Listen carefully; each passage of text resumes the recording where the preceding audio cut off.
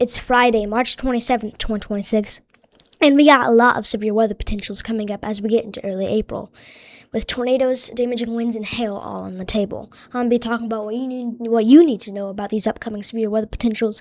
Let's jump straight into today's video.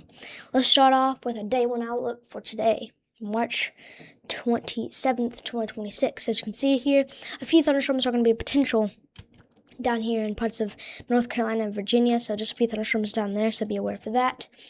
Tomorrow, as we get into Saturday and Sunday, March 28th, March 29th, 2026, we are going to be expecting some potential thunderstorms in parts of Florida, the southern, mainly these areas in the southern peninsula, Florida, as you can see here.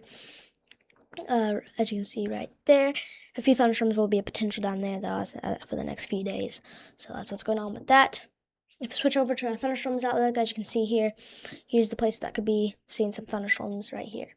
So, yeah, just a few thunderstorms for today in those locations. But if we switch over to the wind relative humidity here, as you can see here, here's our fire weather risks for today. If you live in that orange area, you guys could be seeing elevated fire weather risks. This also includes parts of the southwest, like southeastern Arizona and southwestern New Mexico. You guys could be seeing elevated fire weather risks.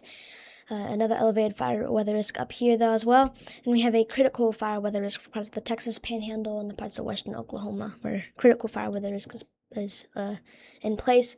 But tomorrow gets even more concerning. For tomorrow, Saturday, March 28th, 2026, where we get a elevated fire weather risk for these areas in the southeast, where some fire weather is going to be a potential. Then we got this critical fire weather risk down there in parts of southeastern Georgia to southwestern South Carolina, where some critical fire weather is going to be potential for tomorrow, Saturday, March 28th. You might be watching this on Saturday, March 28th, who knows, but anyways. Yeah, we do got some red flag warnings out here if I do enable warnings in these areas. So please be aware for potential fire weather if you live in that area tomorrow on Saturday, March 28th. If we go up here, we could also be seeing elevated fire weather risks in these areas on Saturday, March 28th. As you can see this right there, it's elevated, that orange. And then we also got this critical fire weather risk, which is that red. So that we need to be watching fire weather very closely here over the next few days. So that's definitely something that we need to be watching very closely. But severe weather is definitely going to be a potential as we get into parts of early April. As you can see here, if we check out this is the GFS precipitation type rate feature radar. So if you check out this, we're going to have some of those troughs and stuff move through, potentially bringing some potential severe weather. The first thing I'm watching for potential severe weather is going to be on March 31st, where we're going to have a potential line of storms move through some of these areas, as you can see right here. We don't know, as we get farther into the future with the future radar, we don't know the exact areas because, of course, the future radar doesn't know the future. It just kind of, I don't know. But we could potentially, it's probably going to be within some of these areas. But, we don't know the exact area of where the main part of the severe weather is occurring or if it's going to be strong or not. So, yeah, it's definitely something that we need to be watching right here. As you can see, severe weather potential for March 31st and April 1st that we need to be watching. That might potentially move east. Around April 2nd is the thing I'm watching very closely. A potential severe weather outbreak could happen. I'm not going to say outbreak, though, yet at least, because it's kind of far in the future and can't confirm anything. But around April 2nd, these areas, we could be seeing some severe weather that we need to be watching. So, yeah, I definitely have a potential for tornadoes, severe winds. And then around April 3rd and April 4th, we could have some lines of storms potentially come together, potentially causing some severe weather within those areas. Then we push it up more. This is what it could look like on Easter. It might have a little bit of rain up here. It might have some snow, some snow showers in these areas on Easter. And I wouldn't doubt a potential severe weather risk down here. Anything Easter and beyond, though, is kind of really uncertain. So, yeah, but pretty much the first few days of April definitely have potential for some potential severe weather that we need to be watching very closely there. So, yeah, if we do check out the wind here, it's we're going to have all those potential troughs come through. So, yeah, and severe weather risk, it's probably not going to be the highest tornado risk, but we definitely have potential for isolated tornadoes and potential tornadoes out there with severe winds and hail potentially as we get into parts of April with those severe weather chances. As you can see here, here's some of those troughs that we could have. This is around March 31st, that severe weather chance. See if we could have that trough out over there potentially push through. And you can see all these other little troughs that continue to come through here on April 5th, and these are going to be bringing potential severe weather chances. So that's definitely something that we need to be watching very closely there. If we switch over to surface Cape here, let's check out this. So there is going to be a potential tornado risk. It's just, I don't think it's going to be like that high. I think it's mainly going to be more of a damaging wind and hail potential, but tornadoes is definitely going to be potentially on the table. Here's the March 31st one. We could definitely have potential for some tornadoes in some of these areas, around March 31st and April 1st.